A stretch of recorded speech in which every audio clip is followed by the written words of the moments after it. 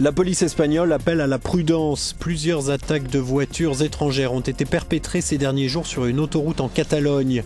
J'espère que vous allez bien, on se retrouve aujourd'hui pour une story time les gars. Si des story time vous intéressent, n'hésitez pas à vous abonner, à aimer cette vidéo, à vous abonner à mes réseaux sociaux. Je fais des lives TikTok en ce moment, donc n'hésitez pas à venir et me dire salut. Déjà je vais mettre un trigger warning si vous êtes sensible au story time type agression. Je vous conseille de pas voir cette vidéo. Ça m'a un peu traumatisée, mais heureusement maintenant tout va bien, donc je vais vous raconter comment ça s'est passé et comment faire attention pour ne pas se faire carjacker. Et c'est parti pour la story time où moi et ma famille se sont fait carjacker en Espagne.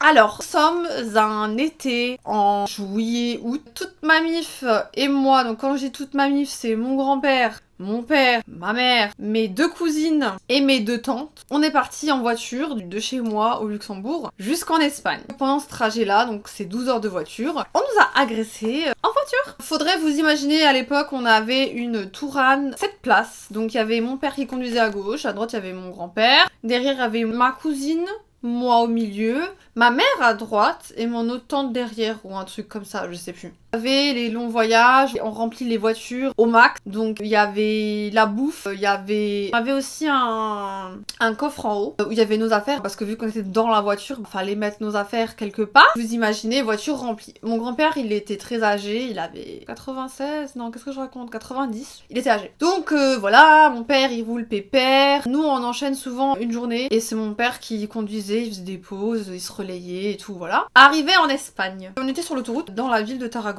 Et là commence l'histoire. Donc je vous ai dit, rappelez-vous, on avait un coffre au-dessus, la voiture était blindée, genre vraiment la voiture était pleine à craquer. Mon papa était sur l'autoroute et d'un coup on entend un bruit. Dans le sens où, ah, il y a un truc qui va pas. Peut-être mon père il a roulé sur, je sais pas, un truc qui a fait du bruit, on a heurté quelque chose. Les adultes en gros ils ont décidé de s'arrêter parce qu'on s'est dit bon, on a un coffre au-dessus de la voiture, ça pèse, peut-être que le coffre il y a un truc qui s'est cassé. Je précise aussi qu'on avait le matricule luxembourgeois parce que du coup on vient du Luxembourg, à ne jamais faire quand vous allez en Espagne. Mon père s'arrête de s'arrêter en pleine voie d'autoroute sur la bande d'arrêt d'urgence. Première erreur on va dire, ne jamais s'arrêter sur la bande d'arrêt d'urgence. À part si c'est une urgence. Mais quand vous avez un matricule luxembourgeois et que y a pas eu d'accident, ne vous arrêtez pas. On va en revenir après. Donc on s'arrête. Mon père il fait le tour de la voiture, il voit qu'il y a rien. Imaginez-vous, quand je dis en pleine bande d'arrêt d'urgence, c'est qu'il y avait la circulation, il y avait les camions, il y avait des voitures, c'est dangereux. Les enfants bien sûr, moi et ma cousine, on est restés assises. Mon père il fait le tour de la voiture, il voit qu'il y a rien. Et là, coup de théâtre. Une voiture se gare devant nous. On parle pas espagnol, je précise. Bon maintenant j'ai des notions d'espagnol, mais à l'époque je ne parlais pas espagnol. Dites-vous que ce que je vais vous raconter maintenant a duré 5 minutes. La scène a duré 5 minutes. On voit cette voiture devant nous. On se dit bon, c'est des gens, je sais pas, ils se sont garés, ils ont un problème avec leur voiture. Donc de cette voiture là devant nous, mon père toujours dehors. Deuxième erreur les gars, fermez vos portes quand vous êtes dans la voiture. Vous allez très vite comprendre pourquoi. Donc il y a une personne à notre droite qui vient et qui s'approche de notre roue, je crois que c'était la roue arrière, à droite, en criant comme ça, en anglais, en mode danger, danger, danger, danger. Donc nous, on était tous focalisés sur cette personne là, puisqu'elle criait. Imaginez-vous, donc il y avait mon daron dehors. Et il y a mon grand-père qui commence à sortir de la voiture.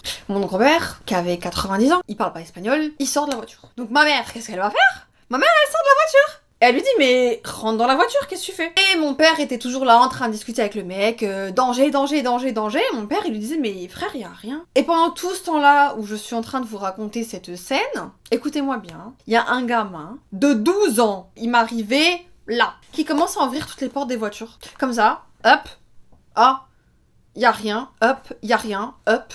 Moi et ma cousine derrière, en fait, on était tous tellement focalisés sur le mec à notre droite qu'on n'a pas fait gaffe au gamin qui courait comme ça et qui ouvrait toutes les portes. Donc, d'abord, il ouvre la porte arrière. Il voit qu'il y a de la bouffe. Il a ouvert la porte arrière, je vous ai dit qu'il y avait ma cousine à ma gauche. Moi j'étais au milieu. En fait, le fait qu'il ait ouvert la porte de son côté, elle dormait sur la porte, ça l'a réveillée. Donc elle a 3 ans de plus que moi. Hein. Donc je sais pas, elle devait avoir 18 ans, 19 ans. Elle voit que quelqu'un la réveille, elle était à moitié endormie. Hein. Le gamin, il a ouvert sa porte, il l'a refermée. Il a ouvert la porte de devant, il a vu la sacoche de mon papa, il l'a prise, il s'est enfui. Le mec, il a tracé. Et je voyais ma cousine là. Imaginez-vous, bande d'arrêt d'urgence. Il y a des camions à notre gauche, à 90. Ma cousine qui ouvre la porte pour sortir. Tracé, comme ça, derrière lui. Et on était tous là en mode, mais qu'est-ce que tu fous, reviens. Il y a tout le monde qui a commencé à crier. Donc ma cousine elle est revenue. On s'était dit, mais il y a les camions, il y a des voitures. Et du coup, bah le mec qui criait danger, danger, danger, danger à mon père, bah il s'est cassé aussi en courant. Ça a duré 5 minutes le truc. On est resté comme ça, scotché.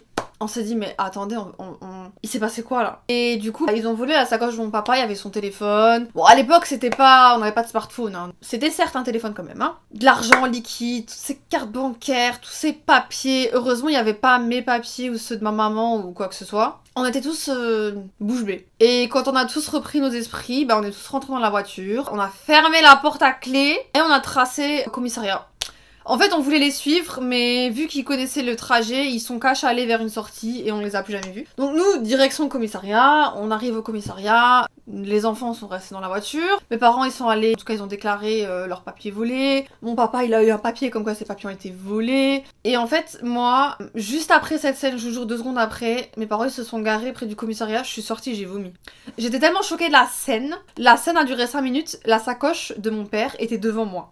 Et en fait, j'arrêtais pas de culpabiliser en me disant, j'aurais pu la cacher. J'aurais pu éviter ce drame-là. Et du coup, ça m'a fait vomir. J'étais tétanisée. Autre chose aussi, j'avais oublié, c'est que dans la petite sacoche de mon papa, il y avait la clé du coffre qu'on avait mis en haut. Ce qui fait qu'après, on a dû trouver soit la clé qui correspondait, soit on devait casser le coffre, on devait casser la serrure, on devait acheter un nouveau coffre pour remettre nos affaires pour le retour. C'était une dinguerie. Je tenais aussi à dire que cette année-là, il y avait plein de Français ou d'autres gens qui avaient vécu la même chose. C'est passé sur TF1 ou France 24, je sais plus. La police espagnole appelle à la prudence. Plusieurs attaques de voitures étrangères ont été perpétrées ces derniers jours sur une autoroute en Catalogne. Les malfaiteurs lancent des pierres aux touristes, les forçant à s'arrêter puis dévalisent leurs effets personnels avant de repartir.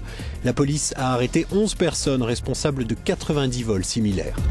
Et au même moment où mes parents étaient au commissariat, il y avait d'autres Français à qui c'était arrivé. Eux c'était pire parce qu'ils avaient plus de papier. Ils avaient plus de passeport alors qu'ils devaient prendre l'avion je crois. C'est encore pire. Moi je me suis dit bon, ça aurait pu être pire, on aurait pu être agressé. Par après on a découvert que c'était la mafia. La mafia espagnole nous a carjackés. Donc ils auraient pu nous blesser, ils auraient pu avoir des armes et tout. Donc heureusement que j'ai rien fait parce que jusqu'à aujourd'hui je culpabilise dans le sens où j'avais ce sac devant moi et j'ai rien fait. J'aurais pu le prendre, le cacher, en mode on n'a rien à voler. Mais j'étais comme ça en fait. Genre je voyais la scène et je pouvais rien faire. Du coup voilà la petite histoire de je me suis fait carjacker en famille par la mafia espagnole. Heureusement qu'ils ont juste pris les papiers et pas toute la voiture parce que ça aurait été catastrophique. Franchement je sais pas comment on aurait fait. Par après du coup je vous avais dit qu'on était rentrés à la villa que mes parents avaient louée. On était tous traumatisés et on a du coup pas profité vraiment des vacances. Parce qu'on était tout le temps sur notre garde en se disant il va se passer un truc, il va se passer un truc. Et du coup pour le retour on a acheté un coffre. On s'est pas arrêté pour le retour sur l'autoroute. Donc conclusion de cette histoire, ne vous arrêtez jamais sur l'autoroute, à part si c'est une urgence de l'extrême urgence,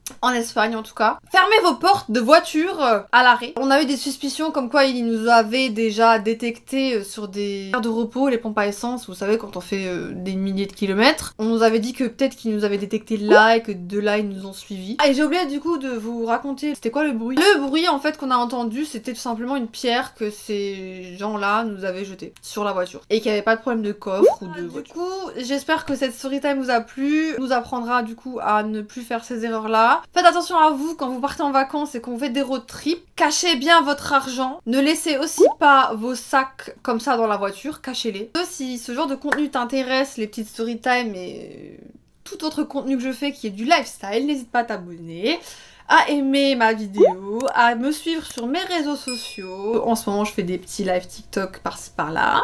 Et bah ça sera tout. Du coup, je vous souhaite une bonne soirée, une bonne journée et à la prochaine. Bisous.